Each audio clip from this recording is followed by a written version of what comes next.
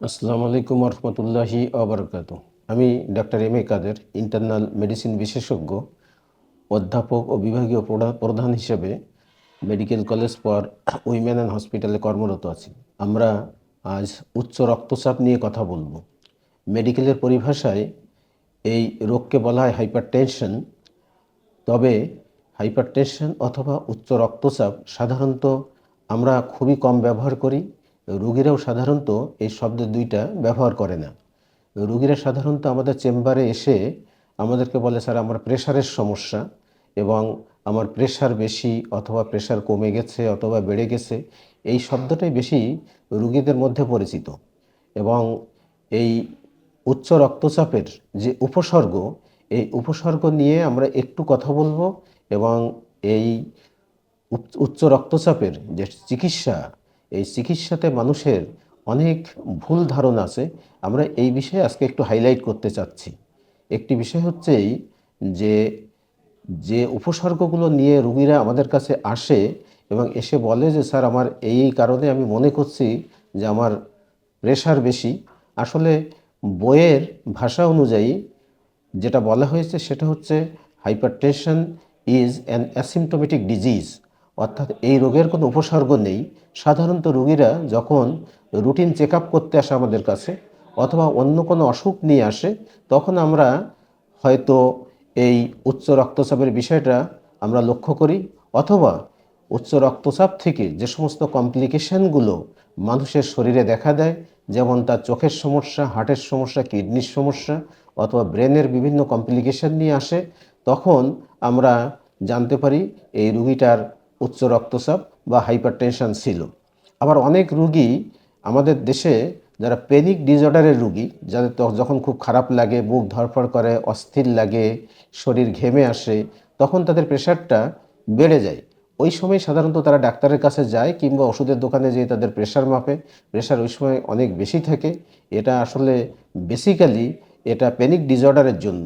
কিন্তু এই সমস্ত রুগীরা ভুল চিকিৎসার শিকার হচ্ছে এবং আমাদের দেশে রুগীদের একটি বড় অংশ এই প্যানিক ডিসঅর্ডারের রুগী, কিন্তু তারা প্রেশারের ওষুধ বছরের পর বছর খেয়ে যাচ্ছে। আর একটা গ্রুপ আছে, তারা এসে বলে যে স্যার আমার হাই প্রেশার।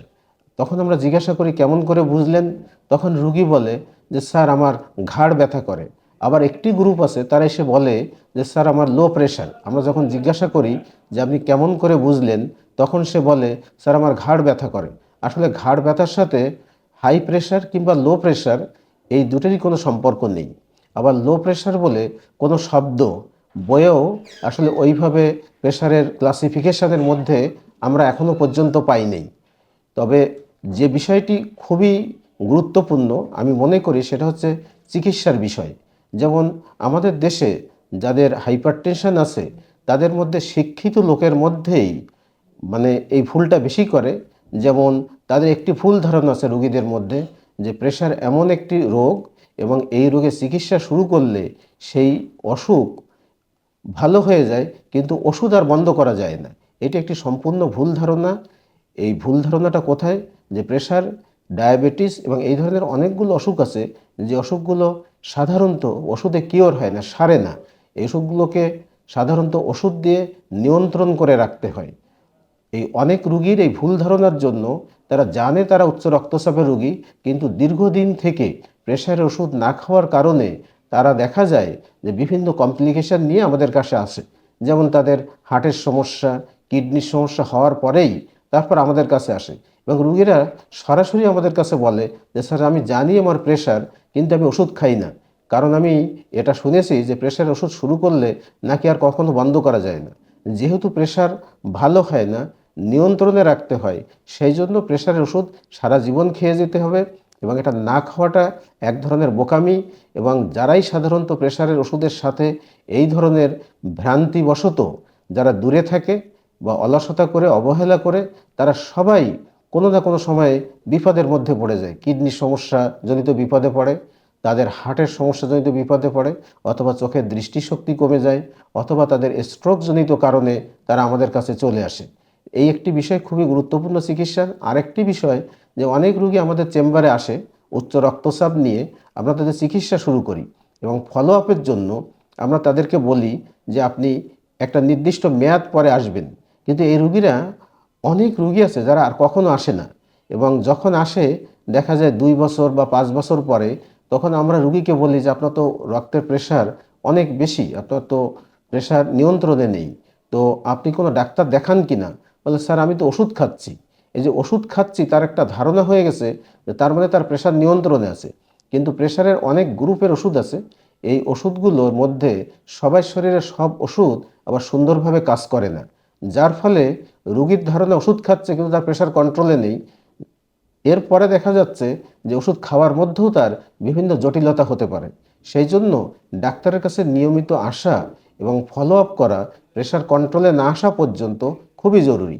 তারপর প্রেশার কন্ট্রোলে আসলে, প্রেশার নিয়ন্ত্রণে আসলে, তখন আমরা রুগীকে বলে দেই যে এই ওষুধটা আপনি নিয়মিত খেয়ে যাবেন এবং লম্বা সময় ধরে খাবেন। এই ওষুধটা লম্বা সময় মানে এই ওষুধটা কখনো বাদ দেওয়া যাবে না।